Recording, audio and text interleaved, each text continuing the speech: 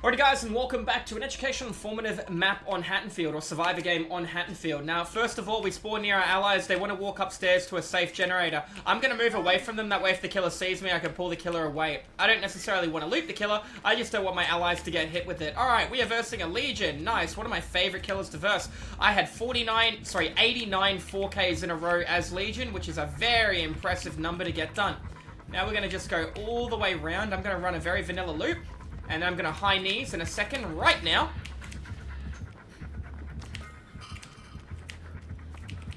I'm going to do a very similar turn. I've actually got a... She let go of the chase. I actually got a blood amber just then. So the blood amber shows you the killer through the walls.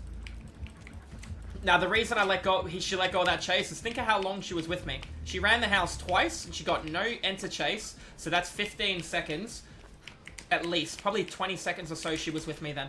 But she didn't enter chase, she got no blood points, she got no hit. The second she let go of chase, she gets pressure on somebody else instantly. That shows you good understanding and knowledge as a killer. Now, me personally, I wouldn't have even went for that player. I would have went straight to the house. I would have just ignored him because I know how strong that tile is, how good that loop is.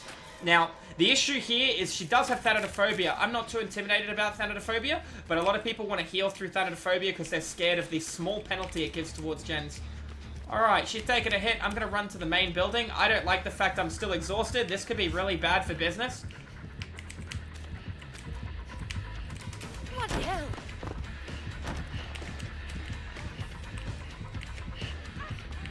I only just got away with that, and she has faster recovery, and I'm taking a hit in the back. Or I'm giving a god. Oh, I shouldn't have lunged, cutie. Let's keep moving. I have no intention of giving it to her. There was no situation where I'm dropping any of these pallets. She's too far back. I see an ally, which is bad. I'm going to take her back through to that same pallet. She might have seen my ally. Nope, she's sticking to me with, like, glue. That's okay. We'll go around this car, and then we'll drop the car, because we don't have a choice. I got an extra loop in me. Let's do it. 3 people on gens. There's a blind into that. She's got Lightborn, boys. She got Lightborn for 1 flashlight, so my flashlight's gonna do nothing this game. That's a bit of an interesting decision. So, you got 1 pallet in the center of the board. What did you get for it? You hit the player, and you lost 2 generators. Was that good use of time management? And what am I gonna do after she's done that? That wasn't a good use of my teammate. She had how many seconds before she could have ran for the main building? But instead, she didn't. She chose to camp a pallet. Do you see the difference between the macro of my ally and the macro of me? Did I choose to camp anything, or did I just keep taking her to the next loop, to the next loop? Then when she lunged and made a mistake, then I kept moving her to the next loop. It's about your ability to apply that spacing. Now, realistically, I don't like to heal against a Legion, but having 1 person not injured is very good, because Thanatophobia gets a 50% buff when everyone's injured. Yeah? So having 1 person not injured is nice. I don't care for it being me. Now, this generator needs to get done very quickly, because we had a teammate drop the pallet in the middle of the map. I know we got a gen at the far back near that house over there. There's a few Laura Cross in this game, actually. I just noticed. So let's pump through this. If she wants to heal, I'll heal her, but I don't want to heal. I think I will do more while not healing. It's going to take 20-something seconds for me to heal, 22 seconds. It is a waste of my time. Healing isn't a bad idea. In fact, I'll let you... We're the only people doing a gen. The killer's in chase with nobody. I think we actually... This is a good window to heal. This is a good window. No one's getting penalized for this. Killer's now in chase with somebody. Let's rotate. Change your plan straight towards the generator. Do you see that I changed my decision-making based on the information provided by the killer and the allies?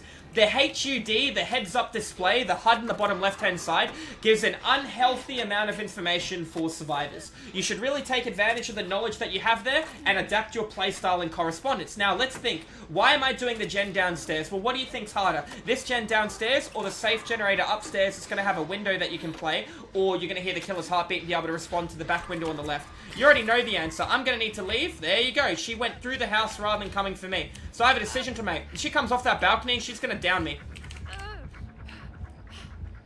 I'm actually going to go the long wall, which is dangerous. I'm not going to go the long wall because my ally just did. Legion came out. Let's go back towards our isolated gen. One person healing, one person working on a gen, and there is at least 2 gens here, so the killer may have a 3 gen. I don't think she does. She has the one in the house, she has the one outside. She knows I'm over here. This is a pallet I will drop early. That way I can make that pallet and loot that pallet. If I don't drop that pallet early, I don't make that without drama. Not against a 115 movement speed killer. And generally the 110s have some kind of ranged attack, yeah? Let's keep working on the gen. No one in chase. Listen for the heartbeat and respond appropriately. I am more than happy to drop that pallet early. It's going to make a dead zone. What do you think I want to do after I make a dead zone? Do you think I want to keep working on the gen while injured and she can instantly down me? Or do you think I would be like, maybe we should heal? If I make a dead zone, she could down me. If I make a dead zone but I'm full health, can she down me? She cannot. She's going to go first down across the map. It might be pain res. Let's see if she takes her to the center of the board for a hook or if she isolates her in the corner. No pain res. Let's keep working on the gen.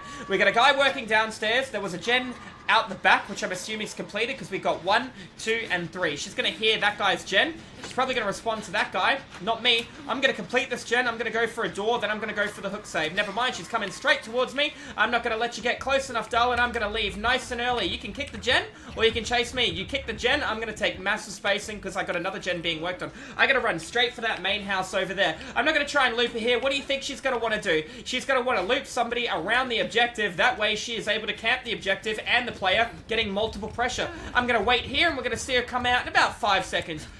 5 seconds we got, boys. There you go. Coming out through the main house. Now I'm going to take her to this back house. Yep.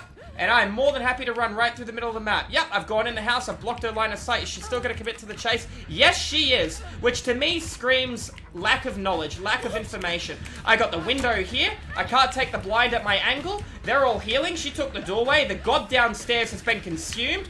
The god outside has been consumed. My teammates have consumed a lot of the really strong tiles. I don't make the pallet I'm going for, I don't think. She let go of chase when I'm in an area that I can't make anything. She should have committed to me. She should have 1000%. We got 3 people healed in 3 different areas. I want to flick my flashlight at her to get her to come over and heal me. I'm the only one injured. Who do you think she's more likely to chase? The second I see any kind of knowledge, do you think I'm going to stay or do you think I'm going to run nice and early? Exact same thing's going to happen. The second I hear a heartbeat, I'm out. Everybody's full health but me. She's more likely going to commit to the chase after one player that's injured, considering she's done 1 hook for 4 generators. Did you notice how I understood she wanted me to loop around the only gen that was being worked on? And what did I do? I rotated away from it, pulling her to a direction she didn't want to come. She ended up chasing me to a house with no gens while everybody full healed and people started to apply split. Now the lady upstairs, I would like her to heal me. She found somebody else and she injured them. I don't want to be healed, but we got a door being worked on. I'm very safe right now based on the information provided. What do we know? We got an ally on the door. I'd love to run in and take a body block hit or run to the other door. There's a bit of a dead zone over there, and I don't feel safe doing it while I'm injured. She should either give me the med kit to heal myself and run for the other door, but this is a solo queue match, so she's probably just going to look to heal me and wait in front of the door. Not sure what's going to happen. She needs to run over. Stop holding your sprint burst. We got an ally that needs assistance. Let's make sure we're giving it to him. Run. You're literally looking at the ally that needs help. Run. Help him. Help him. Get over there. Okay, looks like the solo queue's a little bit nervous, but that's okay. I'm going to see what I can do. I need to be healed before I can actually do anything. The fact she's walking makes me think now she's running. Oh, running through the house. You actually make that window? Why did you not play this window here? Oh, that's right. She has Lightborn, so I can't blind her. That was a really bit of a sloppy play by my ally. So, I think going for a hook save right now would be very silly. I think both doors should be prepped. My other teammate's on the other door, which is good. Big hit. Now she needs to activate her ability. High knees, and guess what I'm going to do right here? I'm going to stand. Oh, she can move through me still. That's okay. She gets 3 hits on everyone.